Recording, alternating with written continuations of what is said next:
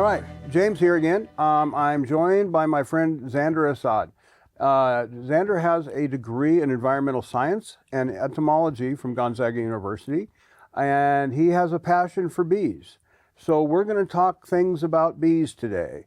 And we're going to talk, the start of it is just, we think of the honeybee when we think of bees, or we think of the fuzzy little black cute bee that we see in our backyards. But there's thousands of types of bees in America and worldwide. So let's talk about the bees of North America, and let's talk about why we utilize European bees and other hybridized bees for honey production and not some of the native species. So with that, Xander, you can introduce yourself and your background, and then we'll go from there. Sure. So I'm Xander, as James has said.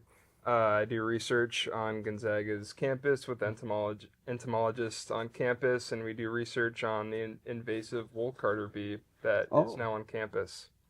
So we are monitoring how the invasive bee interacts with the native pollinators that we have on campus. I'm currently working on a project myself that analyzes how far the native pollinators are traveling once they've been attacked by this invasive bee that we have on campus. Now I'm curious, this bee, where did it come from?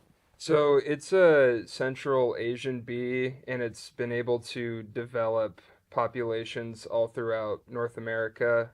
The first paper that I remember reading that outlined a established population was in Ithaca, New York, so at the Cornell campus, and it's slowly been making its way to the western U.S. That's how invasive species work. Yeah, as a farmer, I'm used to that, and we have these issues everywhere in this country and worldwide. Invasive species are one of the things that's hurt the food system, so we have to address these things. Sure. What does this bee do to native bees? So this bee actually has a pretty interesting dynamic with the native pollinators. So this bee is a resource-specific bee.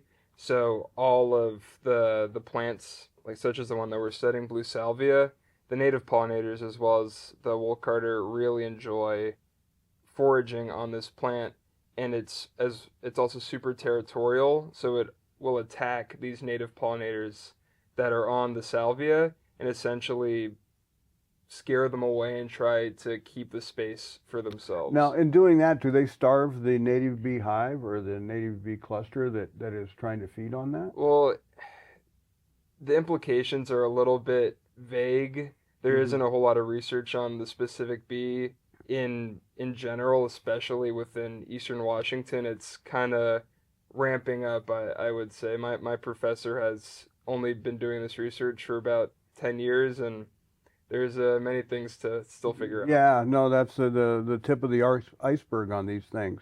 Now, so this is a thug of a bee. Yeah. So it's pushing out native pollinators.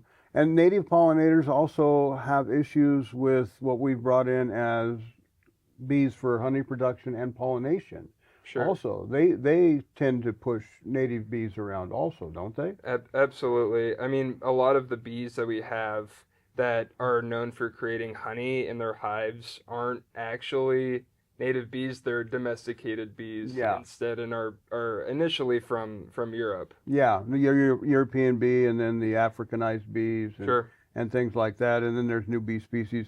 I've had the opportunity of living on the Big Island of Hawaii, and got to know some of the people out there. And a lot of people don't know that the Big Island is one of the largest honey producers in America, and they produce almost all of the queen bees that are exported around the world. Really? Yeah, so it's one of those things. Bees are very connected to us because we live because of bees. But there's an industry behind bees, and then you have disease issues in bees and all these other things that are pressing upon healthy bees, native bees, and the bees that we consider the ones that are supplying us with things like honey and other products. Yeah. So when it comes to native bees, how many of them are, I mean, the diversity must be incredible, because everybody thinks of the big fuzzy honeybee, but Yeah. I've seen bees that are this big. Sure. So it's incredibly diverse system. Right. I Yeah. mean, in Washington, we have over 600 native Wow. bees, and Eastern Washington's special in particular because it harbors a bunch of different environments that Hmm. these solitary bees, the solitary bees that we have in Eastern Washington, it creates a great landscape for them Yeah. to exist. Well, I mean, without pollinators, we don't have wildflowers. We don't have all these things that have evolved over the millennia. So I really think just starting to touch on the idea of how important pollinators, bees, because there's other things that pollinate, right? There's moths and butterflies and flies and all types of things that actually are involved with pollination of plants, not just bees. Sure. I mean, the outside of insects, other mammals do pollination, but bees in particular are the most crucial in being Yeah. able to do the pollination. Well, I think they're the best design for it, aren't they? Sure. I mean, evolution designs things to be good at what they want to do, and bees are great at what they do. Yeah, the one thing about having the social honeybees with their hives is that they're a generalizing pollinator. The native bees that we have in Eastern Washington are specific to different plants. Mhm. Like we have a squash bee Oh, wow. that is a solitary bee, and it's particularly good at pollinating vegetables within that specific class of vegetables. So cucumbers, Oh, squash, wow. zucchini, and they'll actually bed right into the area where the squash and that type of vegetable is being planted.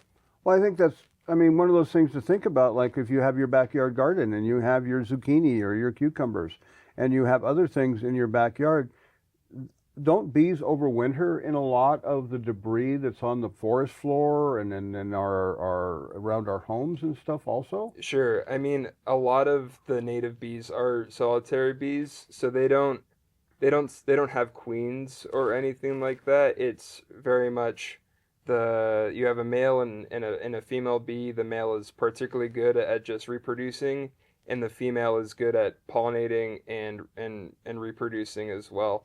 And most of these native bees are ground dwelling or cavity dwelling, meaning that they'll spend most of their time in the ground, in abandoned logs and things like that. You won't find a lot of the native bees in Eastern Washington in hives, which Yeah, most people expect.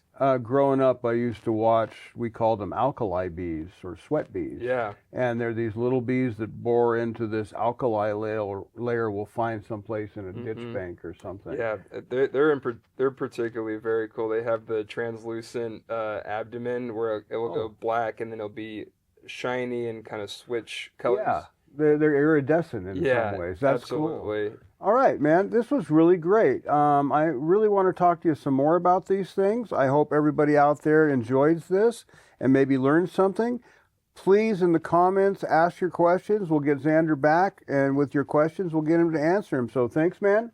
Thank you, James. I appreciate All you. right. Everybody, aloha.